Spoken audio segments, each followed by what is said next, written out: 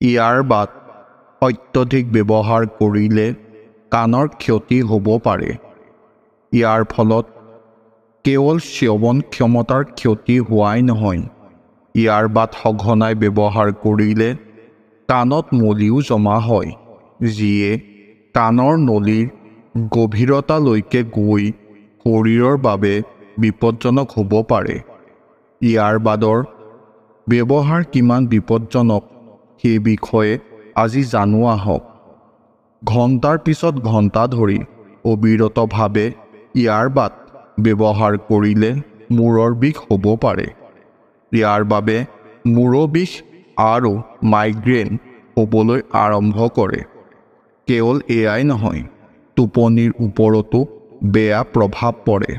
ইয়াৰ ফলত অনিদ্ৰা বা স্লিপ এপনিয়াৰ দৰে সমস্যা হ'ব পাৰে। ইয়াৰবাড ব্যৱহাৰ কৰিলে শ্ৰৱণ ক্ষমতাৰ যথেষ্ট ক্ষতি হয়। অবিৰতভাৱে উচ্চ স্বৰত গীত শুনিলে শ্ৰৱণ ক্ষমতা হ্ৰাস পাব পাৰে।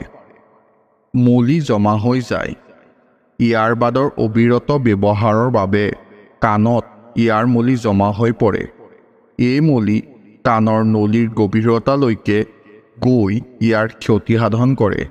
ইয়াৰবাডৰ বাবে কাণৰ ৰক্ত সঞ্চালনতো বেয়াকৈ প্ৰভাৱ পৰে।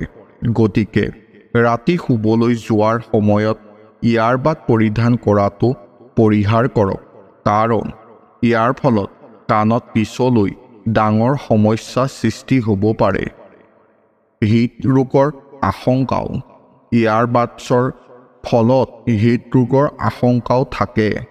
ঘণ্টাৰ পিছত ঘণ্টা হেডফোন পিন্ধিলে আৰু জোৰেৰে সংগীত শুনিলে হৃদযন্ত্ৰৰ ওপৰত প্ৰত্যক্ষ প্ৰভাৱ পৰে, যাৰ বাবে হৃদস্পন্দন বৃদ্ধি পায় আৰু ভৱিষ্যতে ডাঙৰ ক্ষতি হ'ব পাৰে। 60 মিনিটতকৈ বেছি সময় ব্যৱহাৰ নকৰিব। বিশেষজ্ঞসকলৰ মতে, যদি আপুনি ঘণ্টাৰ পিছত ঘণ্টা ধৰি ইয়াৰবাড ব্যৱহাৰ কৰে, তেন্তে আপুনি তৎক্ষণাত নিজৰ ৰুটিন সলনি কৰিব লাগে। ইয়াৰবাড 60 মিনিটতকৈ বেছি সময় ব্যৱহাৰ কৰিব নালাগে।